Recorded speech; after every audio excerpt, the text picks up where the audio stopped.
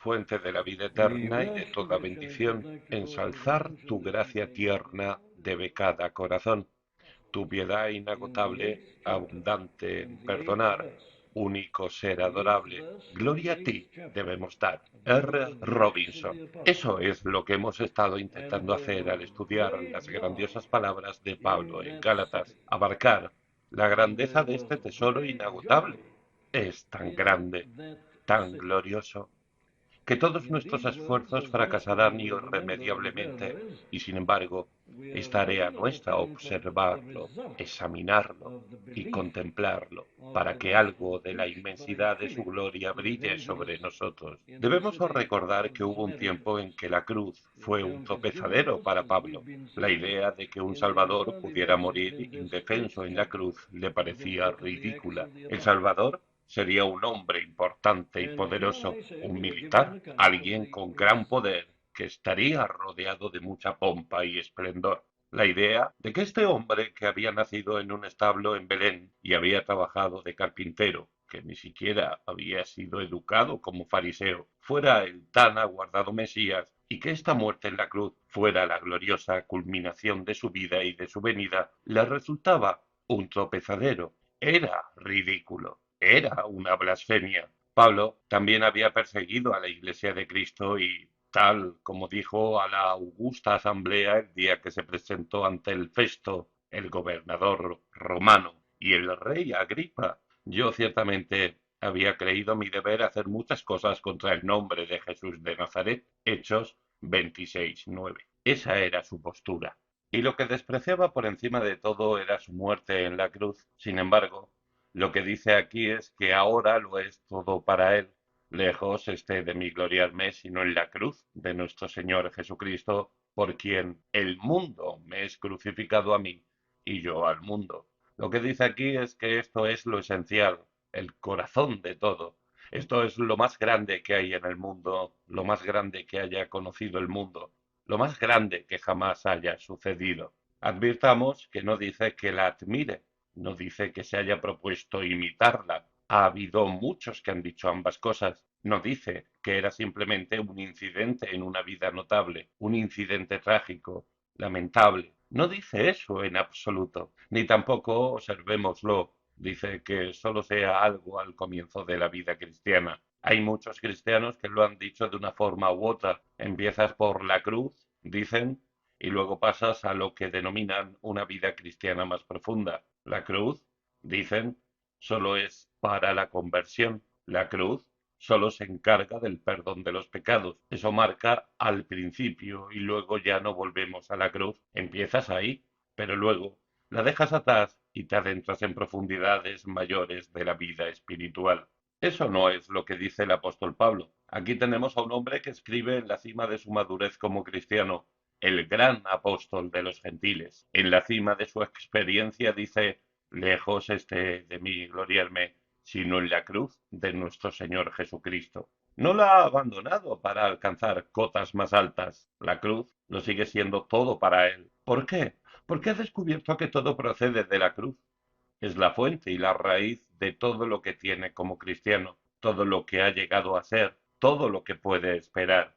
Y lo que he intentado hacer es analizar los distintos aspectos de la cruz que el apóstol había llegado a ver y que en sus diversas epístolas nos ayuda a ver del mismo modo. Considerémoslo, pues, ahora de esta forma. Hemos visto que Pablo dice que la cruz cambia por completo su situación, que fue crucificado con Cristo y que cuando Cristo murió, también él murió, y que eso es cierto de todos los que creen en Cristo, que mueren con él y ya no están sometidos a la ley, se encuentran bajo la gracia y empiezan a vivir una nueva clase de vida. Ahora deseo considerar ese aspecto de la cuestión de manera algo más detallada, simplemente para mostrar cómo todo proviene de la cruz y cómo el cristiano es alguien que se gloría en ella. Si la cruz no es esencial para ti, no eres cristiano. Quizá digas que admiras a Jesús y su enseñanza, pero eso no te convierte en cristiano. Puedes hacer eso y a la vez ser musulmán, puedes hacer eso y a la vez seguir siendo judío. Puedes hacer eso y seguir siendo solo un moralista. No, la cruz es vital, la cruz es esencial, todo se deriva de ella. Permítaseme expresarlo de la siguiente forma. El apóstol nos dice que la cruz gobierna el concepto que tiene de sí mismo y que, como resultado de ella, se ve de una forma nueva. Esto, por supuesto, ya estaba implícito en varias de las ocasiones en que hemos tratado esta cuestión, pero ahora voy a exponerlo de forma explícita. Voy a desarrollarlo contigo porque, después de todo, es uno de los aspectos más gloriosos de esta gran doctrina de la cruz de Cristo. Proporciona a un hombre un concepto radicalmente distinto de sí mismo. Ahora bien, ¿cómo sucede esto? Si leemos 2 Corintios 5, veremos que ahí amplía este aspecto de manera particularmente clara. Tiene dos grandes cosas que decir, de manera que, dice en el versículo 16, nosotros de aquí en adelante a nadie conocemos según la carne, y aún si a Cristo conocimos según la carne, ya no lo conocemos así. Esa es una. Pero tenemos otra en los versículos 14 y 15, porque el amor de Cristo nos constriñe, pensando esto, que si uno murió por todos, luego todos murieron, y por todos murió, para que los que viven ya no vivan para sí, sino para aquel que murió y resucitó por ellos. Lo que dice en ese capítulo está resumido en el versículo 17, donde nos hace esa asombrosa afirmación, de modo que si alguno está en Cristo, nueva criatura es. Las cosas viejas pasaron, he aquí, todas son hechas nuevas. Y entre todas las cosas que han sido hechas nuevas, está el concepto que tiene un nombre de sí mismo, tiene un concepto completamente nuevo de sí mismo, y una de las cosas más maravillosas que hace la cruz de Cristo a un hombre que conoce su significado y entiende lo que allí sucedió, es que le libera de sí mismo. Esta es una de las liberaciones más maravillosas que pueda conocer un hombre, ser liberado de sí mismo. Desarrollemos esto. El apóstol lo expresa de esta forma. Dice que un hombre tal como es por naturaleza, un hombre que no es cristiano y que no ha visto el mensaje de la cruz, tiene un concepto de sí mismo. Y, según el apóstol, se ve a sí mismo según la carne. Ahora bien, si estás familiarizado con los escritos de Pablo, sabrás que siempre establece un contraste entre la carne y el espíritu. Ver las cosas según la carne significa ver las cosas como son, sin la luz que arroja el Señor Jesucristo sobre ellas a través del Espíritu Santo, por sus propios medios. Pues sin la luz de Cristo, esta es la idea que un hombre tiene de sí mismo. Por supuesto, se concibe a sí mismo en términos de las cosas que se pueden decir de él, su origen, el estado en el que nace, donde nació, su padre y su madre, su abuelo y su abuela, sus antepasados, su árbol genealógico. Todo eso está presente. El apóstol nunca dejaba de referirse a esto por causa del tremendo cambio que se había obrado en él. Era incapaz de asimilarlo. Permítaseme volver a citar lo que dice en Filipenses 3, aunque yo tengo también que confiar en la carne. Si alguno piensa que tiene de qué confiar en la carne, yo más, circuncidado al octavo día, del linaje de Israel, de la tribu de Benjamín, hebreo de hebreos, en cuanto a la ley, fariseo en cuanto a celo, perseguidor de la Iglesia en cuanto a la justicia que es en la ley, irreprensible. Versículos 4 al 6. Ese era el concepto que solía tener de sí mismo y ese es el concepto que todo hombre tiene por naturaleza de sí mismo, el origen, sus antepasados, el linaje.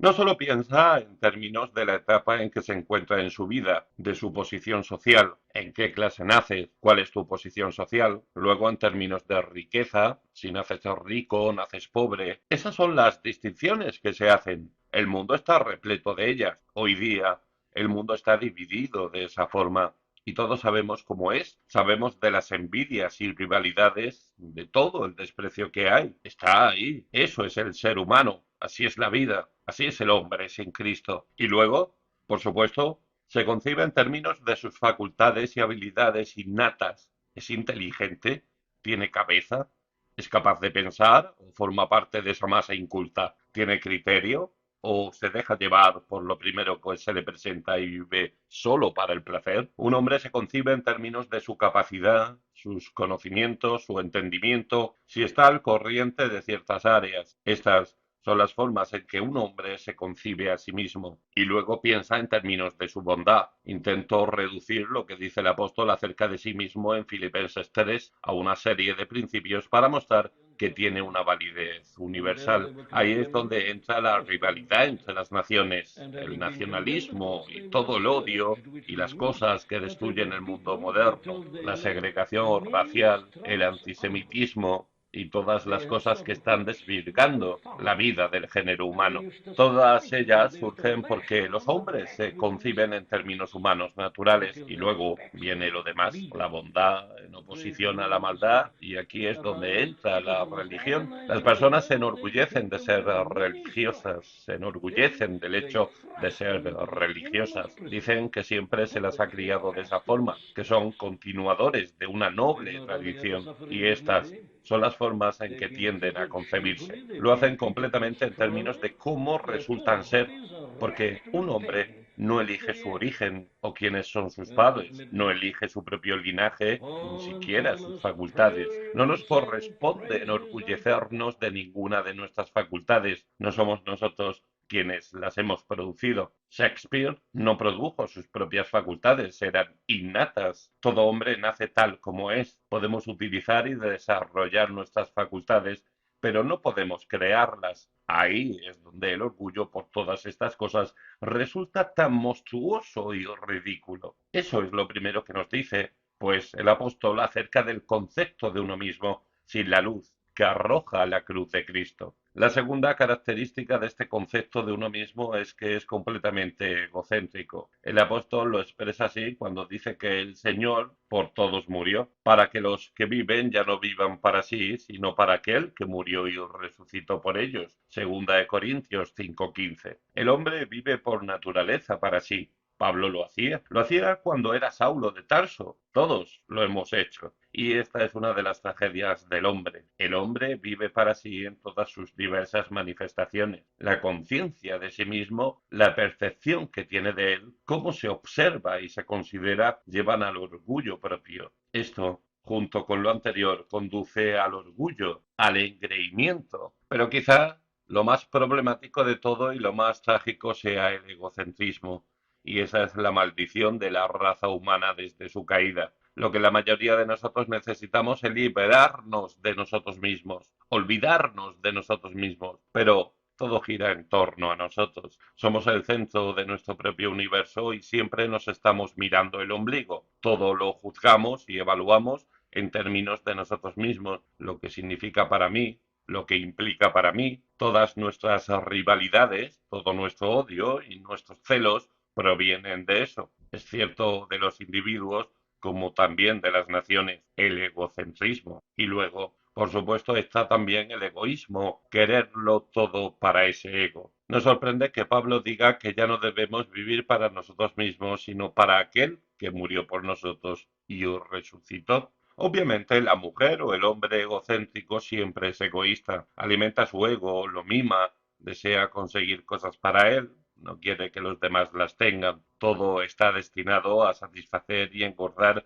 ese horrible ego que nos gobierna y nos domina. Por supuesto, todo eso nos vuelve muy sensibles y vemos insultos donde no existe tal intención, donde muchas veces ni siquiera los hay. Somos hipersensibles, siempre estamos temerosos de que alguien nos denigre, nos sentimos heridos y dañados, y eso a su vez nos lleva a protegernos, a proteger nuestro ego. Pasamos gran parte de nuestro tiempo intentando protegernos, intentando hasta evitar la posibilidad de que algo llegue a dañarnos. Proteger ese ego hipersensible y delicado que tenemos dentro se convierte en una tarea de gran envergadura. Además de todo eso, y esto es lo más misterioso del ser humano, a pesar de todo lo que acabo de decir del hombre, a pesar de todo lo que acabo de decir, el hombre, tal como es por naturaleza, confía por regla general en sí mismo. En otras palabras, cree que tiene todo lo necesario para triunfar. Soy el señor de mi destino, el capitán de mi alma. No le gusta la religión porque ésta le dice que no puede salvarse a sí mismo. La rechaza. Cree que sí puede. Es intrínsecamente capaz. Cree en ti mismo, dice toda la psicología del mundo, y está dispuesto a hacerlo. Confía en ti mismo, sé tú mismo, La vida del hombre está gobernada, pues, por este concepto completamente equivocado y falso de sí mismo. Vive circunscrito a sí mismo. Él es su comienzo y su fin. Es su propio Dios. Es autónomo. El hombre moderno es independiente, egocéntrico y autónomo. No cree en un Dios porque no lo necesita, porque él mismo es alguien. Y sin embargo, a la vez lo vemos constantemente asustado, aprensivo, nervioso, hipersensible. Así era este gran hombre cuando era Saulo de Tarso, antes de encontrarse con el Hijo de Dios en el camino de Damasco y ver el significado de su muerte en la cruz. ¿Qué diferencia supuso, pues? Bien, permítaseme enfocarlo de otra forma. Si alguno está en Cristo, nueva criatura es. Las cosas viejas pasaron, todo eso ha desaparecido. He aquí, todas son hechas nuevas. Segunda de Corintios 5:17. Y no había nada que apasionara tanto a este gran hombre como el nuevo concepto que ahora tenía de sí mismo. Había sido liberado por completo de esa antigua vida. Era una impostura, un fraude, algo siempre incierto y que nunca ofrecía una paz, un descanso y una satisfacción no reales al corazón. Pero ahora todo es distinto. A través tiene un nuevo concepto de sí mismo. Ha visto que, igual que todos los demás, es un pecador, un vil pecador. Ha visto que está lleno de pecado, que es indigno, que es vil. Una vez que el hombre se ve a la luz de la cruz, ve al hombre de ese concepto egocéntrico en todos los aspectos, es una equivocación absoluta. No es cierto. El mundo se encuentra en este estado, con sus luchas y tensiones, con su animosidad, infelicidad y desdicha, porque este concepto no es cierto de ninguno de nosotros. El ego es el causante de todas estas cosas. Aquí vemos, pues, que cuando el apóstol escribe acerca de sí mismo y de los hombres en general, empieza a decir cosas como estas: no hay justo ni aun uno. Romanos 3:10. Verás, antes había dicho que en lo tocante a la justicia que es de la ley, él era irreprensible, pero eso se debía a que tenía una interpretación propia de la ley, como le sucedía a todos los fariseos. Ahora ve la verdad de la ley y se convence. La ley dice: no codiciarás, y en cuanto comprende que codiciar es un pecado, sabe que es un pecador. Todo el mundo ha pecado. Quizá no hayas cometido el acto en sí, pero lo has deseado, y si la única razón para que no lo hicieras fue que te faltó valor para ello, es que eres un terrible pecador. Condenada la codicia, la ley revivió, el pecado revivió y yo morí. Dice que todo el mundo es culpable ante Dios, no hay justo ni aun uno, por cuanto todos pecaron y están destituidos de la gloria de Dios, y también Él está entre ellos. Y no solo eso, advierte que es un fracaso. Este hombre que tan satisfecho y pagado estaba de sí mismo, tan orgulloso de su moralidad y su religión, de su conocimiento de la ley, clama atormentado: miserable de mí, ¿quién me librará de este cuerpo de muerte? Romanos 7:24. El pecado en él, en todos sus miembros, sabe lo que quiere hacer, pero es incapaz. Sabe que la ley es buena, justa y santa, pero él mismo está vendido al pecado. Desear hacer el bien es una cosa, hacer el bien es otra. Cuando deseo hacer el bien, el mal está en mí, porque no hago el bien que quiero, sino el mal que no quiero, eso hago. Romanos 7:19. Heme aquí, tengo la intención de cumplir la ley de Dios, pero veo que en mis miembros hay otra ley que me arrastra y me tiraniza. Había visto todo eso, de forma que ahora tiene un concepto completamente nuevo de sí mismo y comprende su debilidad absoluta. Muestra el amor de Dios en Cristo a los romanos, expresándolo de esta forma: porque Cristo, cuando aún éramos débiles, a su tiempo murió por los impíos. Éramos débiles, mas Dios muestra su amor para con nosotros en que, siendo aún pecadores, Cristo murió por nosotros. Y luego, porque si siendo enemigos fuimos reconciliados con Dios, versículo 10, pero creía que estaba sirviendo a Dios, se consideraba un hombre sumamente piadoso que agradaba a Dios. Dice: vi que era un enemigo de Dios. No estaba adorando y sirviendo a Dios, estaba adorándome y sirviéndome a mí mismo. Por eso estaba orgulloso de mi moralidad, orgulloso de mi religión, orgulloso de mi entendimiento. No estaba sirviendo a Dios, yo era mi propio Dios, aunque pensaba que estaba complaciendo a Dios. Fue la cruz lo que le enseñó todo esto, porque Ahí en la cruz, lo que el Señor Jesucristo le estaba diciendo y nos estaba diciendo a todos era que había venido a este mundo y que había muerto en la cruz porque somos lo que somos, porque somos pecadores, porque hemos fracasado, porque estamos desvalidos y perdidos, porque no hay nada bueno en nosotros y más aún porque estamos muertos, muertos espiritualmente, y estar espiritualmente muerto significa no conocer a Dios. Quizá hablemos de Dios, pero no le conocemos.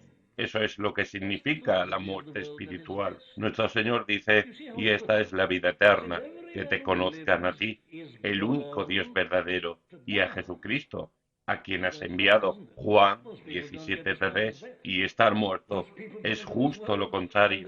Significa que no conocemos a Dios, que no conocemos a Jesucristo.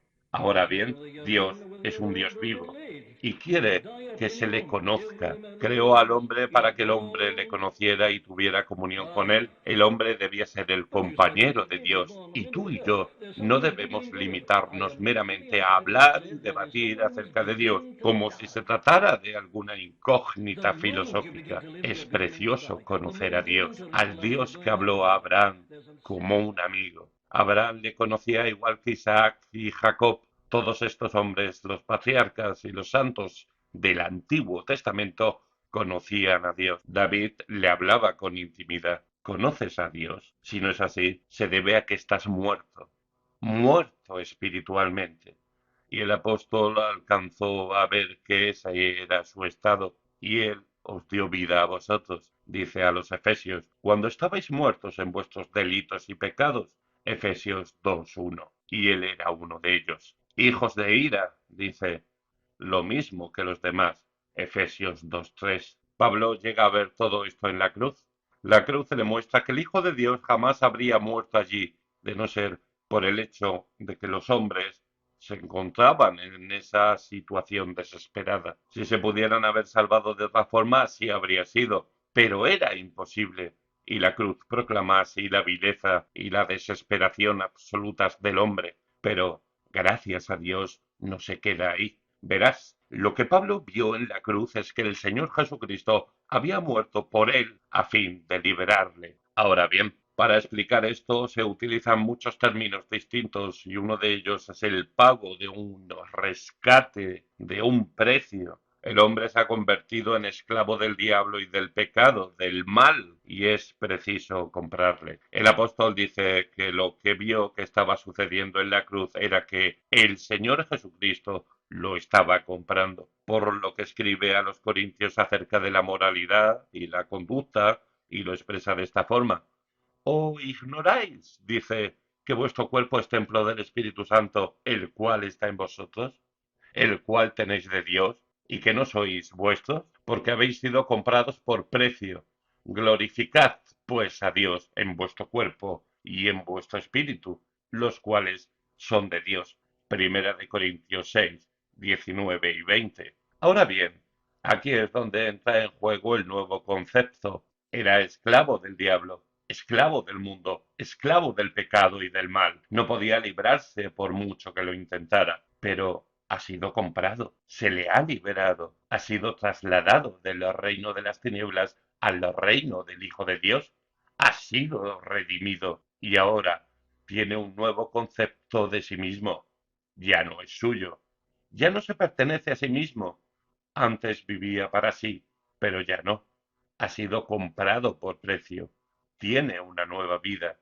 Se encuentra en un nuevo mundo. ¿Sabes? Esto apasiona tanto a este hombre y le cautiva de tal forma que no puede pasar de contarlo. Lo dice en todas partes. Ya he citado Primera de Corintios 6, 19 y 20, pero escúchale decirlo en Gálatas 2:20, la misma epístola que estamos estudiando. Con Cristo estoy, dice, juntamente crucificado, y ya no vivo yo, mas vive Cristo en mí. Y lo que ahora vivo en la carne, lo vivo en la fe del Hijo de Dios, el cual me amó y se entregó a sí mismo por mí. Vemos la diferencia, afirmación tan tremenda. Ya no vivo yo. En otras palabras, dice, ya no soy lo que era. Solía vivir para mí y por mí. Ahora ya no vivo yo. Ya no es así. Es de esta otra forma. Ya no vivo yo, mas vive Cristo en mí. Y lo que ahora vivo en la carne, lo vivo en la fe del Hijo de Dios, el cual me amó y se entregó a sí mismo por mí en la cruz.